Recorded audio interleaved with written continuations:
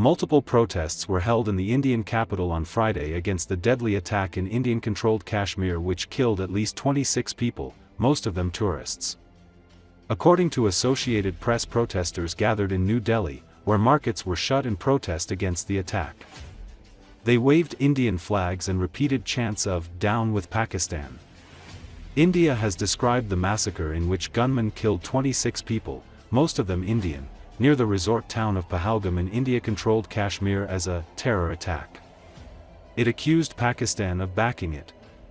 Pakistan denied any connection to the attack. It was claimed by a previously unknown militant group calling itself the Kashmir Resistance. Tuesday's attack in Kashmir was the worst assault in years targeting civilians in the restive region. Since then, tensions have risen dangerously between India and Pakistan, which have fought 2 of their 3 wars over Kashmir, which is split between them and claimed by both in its entirety. On Wednesday, India suspended a crucial water-sharing treaty that has withstood 2 wars between the countries and closed their only functional land border crossing. A day later, India revoked all visas issued to Pakistani nationals with effect from Sunday. Pakistan responded angrily that it has nothing to do with the attack, and cancelled visas issued to Indian nationals, closed its airspace for all Indian-owned or Indian-operated airlines and suspended all trade with India. Nationals from both sides began heading back to their home countries through the Wagah border near Pakistan's eastern city of Lahore on Friday. Islamabad also warned that any Indian attempt to stop or divert the flow of water would be considered an act of war. The suspension of the water treaty could lead to water shortages at a time when parts of Pakistan are already struggling with drought and declining rainfall.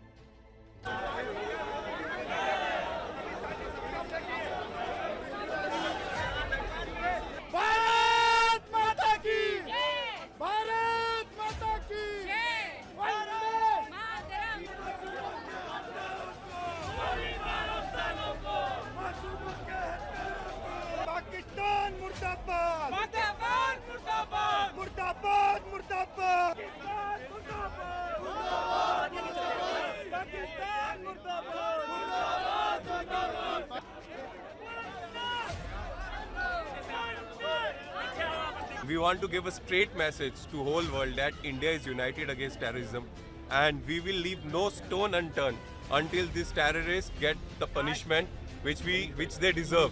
For this, for the unity of the nation, and for a proper retaliation must be given from the Indian army.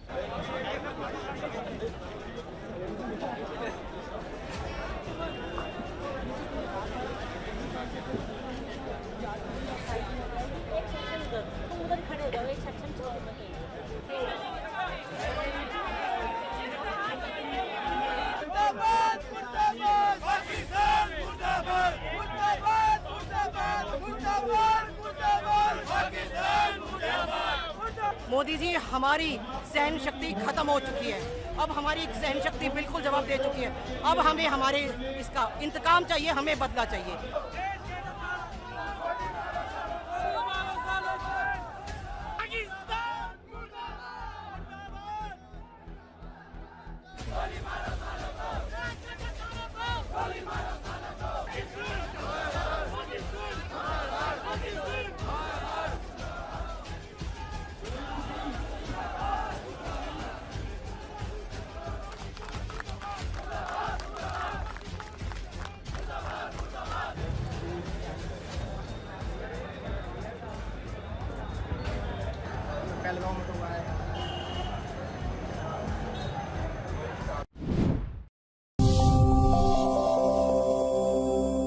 NATO Secretary-General Mark Rutte said Thursday U.S. President Donald Trump and the leaders of European nations all agree that Russia is a long-term threat to NATO territory.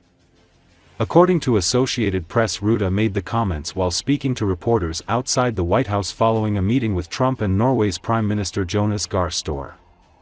Despite acknowledging that threat, Rutte sounded a somewhat positive tone about the possibility of a US-led peace deal to end the war between Russia and Ukraine. "I am seeing a situation where under President Trump's leadership, this could be brought to a positive end.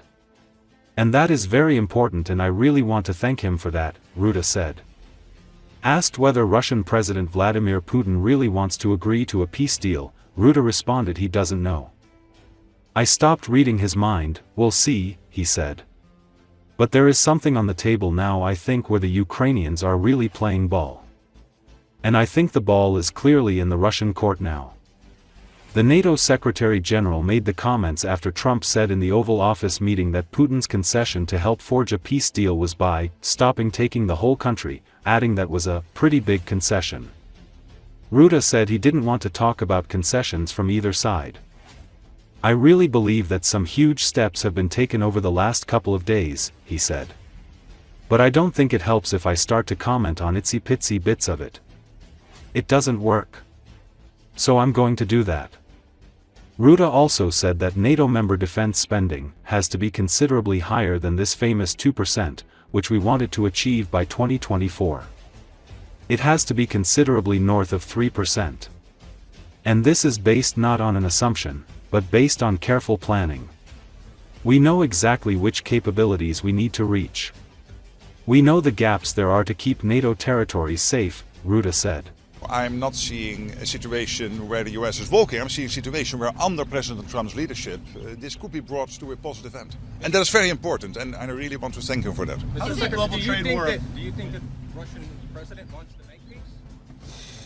I don't know. I worked with him for 4 years between 2010 and 2014 when I was Prime Minister of the Netherlands, and I stopped trying to read his mind. You mean President Putin? Huh? President Putin. You meant the Russian president? Yeah. Yes. So I worked with him for 4 years between 2010 and 2014. I stopped trying to read his mind.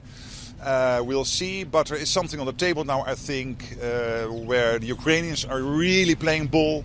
And I think the ball is clearly in the Russian court now. How does the global trade war affect Is it NATO accurate unity? to say that you urged U.S. officials not to pressure Ukraine into accepting a peace deal that favors Russia? No, it's not accurate, no. Do you think this is Vice okay? Secretary General. Thank you, Mr. Secretary General. How much are you encouraging other NATO allies to spend on their defense? What would you like that percentage to be? Yes, it has to be considerably higher than this famous 2%, which we wanted to achieve by 2024.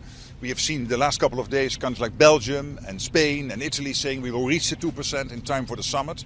So that is not 2024 but close. But clearly with 2% we cannot defend NATO territory. It has to be considerably higher. And I've said before, it has to be considerably north of 3%. And this is based not on an assumption, but based on careful planning. We know exactly which capabilities we need to reach. We know the gaps there are to keep NATO territory safe. And the good thing is that by spending so much more on the Canadian-European side, we will equalize with what the US is paying on its defense. And that means that with Trump 45, what we have seen is now hundreds of billions, now in total 700 billion spent more on defense on aggregate. But this will indeed bring in not billions, but trillions more for the coming years. Did the president